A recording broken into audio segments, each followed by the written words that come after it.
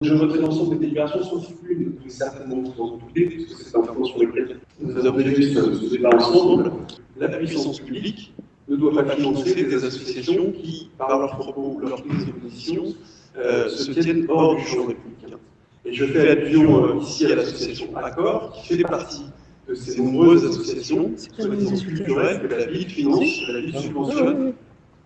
qui sont malheureusement en réalité des officines politiques, qui n'ont de cesse que d'avoir des revendications et des activités finalement très politiques. J'ai regardé ce qu'avait fait cette association au cours de ces dernières semaines, pas une distribution alimentaire, pas une action de solidarité de proximité, uniquement des communiqués de presse très politiques sur la régularisation massive de l'ensemble des sans-papiers, et c'est une association, et j'ai eu l'occasion de le dire à plusieurs reprises dans ce conseil, dont la direction a eu des propos condamnables à l'égard de la police de la République et à l'égard de l'État français. Donc je suis, de façon plus large, assez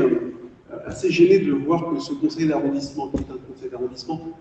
exceptionnel, qui a lieu dans un entre-deux-tours, faut-il le rappeler, et qui doit nous permettre à la fois de faire un point sur la gestion de la crise sanitaire, et il a été fait, mais également de gérer des affaires courantes, et bien qu'au cours de ce conseil d'arrondissement, et donc au cours du conseil de Paris qui s'amorce, la ville en profite pour inscrire à l'ordre du jour du conseil de Paris des délibérations aussi politiques que celle-ci. Donc je voterai contre l'ensemble de cette délibération, puisqu'il n'est pas possible de voter simplement contre une seule subvention.